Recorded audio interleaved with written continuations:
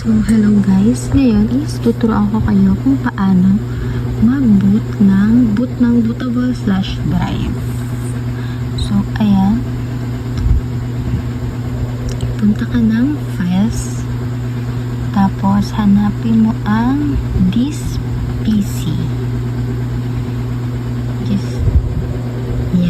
This PC. So, ayan, nandiyan na yung USB drive natin. Meron siya laman ng 13.6 gigabytes. So, kailangan natin yan. Mas better if pagamitin yung flash drive is 8 gigabytes or mas mataas pa dyan. Kailangan din yan ng Windows ISO file. So, open command prompt, run as administrator.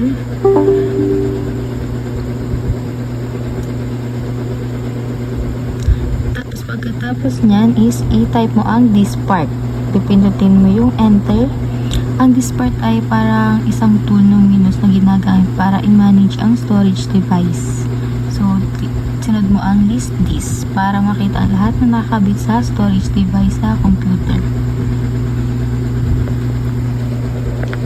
Ayan. Pag nakita mo na yan, ilagay mo naman ang select disk. Tapos isunod mo yung number. Yan.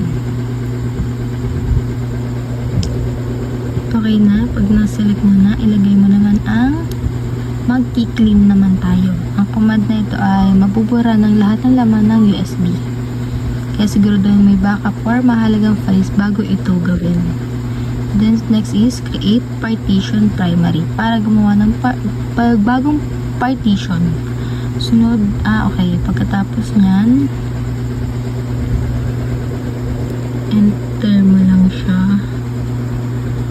Ayan. Pag nag-succeed na siya, ang isusunod mo naman is yung select partition 1 para piliin yung ang bagong partition. At pagkatapos nyan, pag okay na siya is i-active mo naman siya para gawing bootable ang partition. Nilalagay mo ang active. Ayan. So, active na siya. Okay, pag okay na yan, ang isunod mo naman is yung USB format fs equals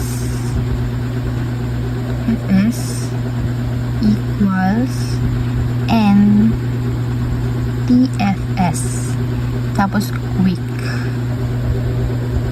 Yan, para siyang isang file na compatible sa maraming computers. So, okay mo lang siya. Pag nag 100 completed na siya.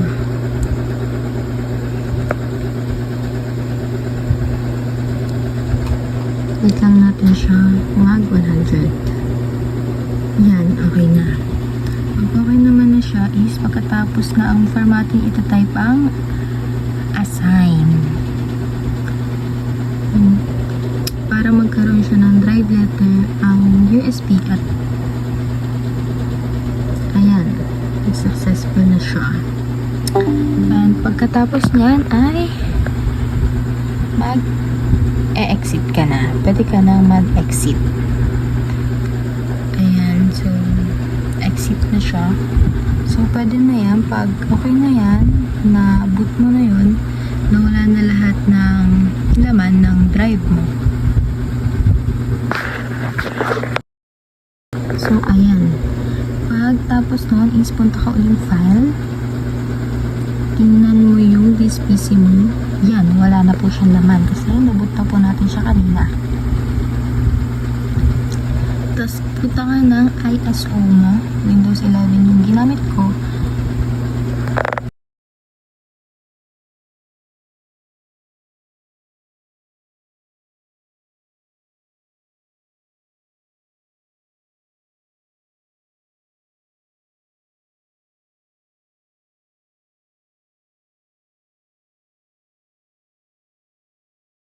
Yan, test open mo lang siya.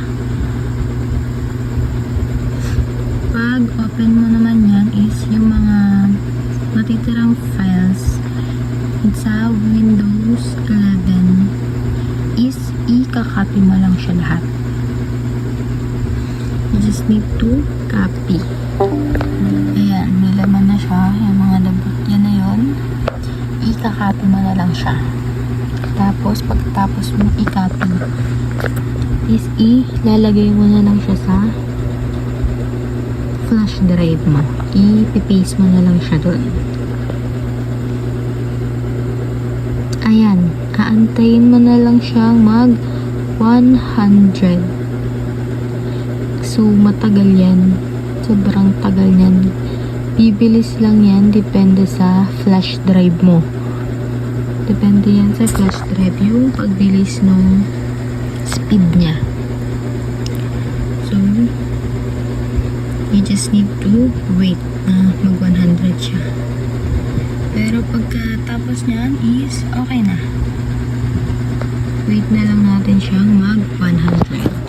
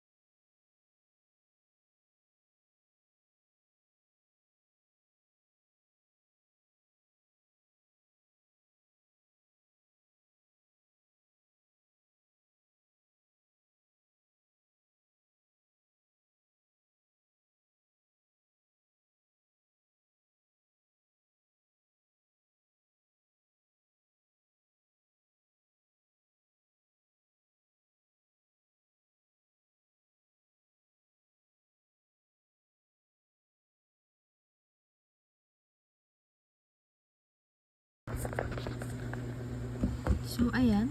Pag 99 na siya, ayan, continue mo lang. Just click the continue button. Ayan. Just need to wait na mag 100 yan kasi konti na lang naman yan. Carry pa yan. Then, yan. Nakapin na natin. Nasa loob na siya ng flash drive natin. Okay na siya. Pwede na yan siyang ganyan. But, ang ano ko is this PC, punta ka. Ayan. May laman na siya. Dapat, ayan. May laman na po siya.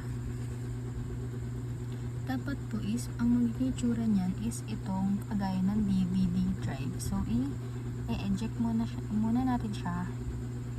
Pag-eject natin sa kanya, yan.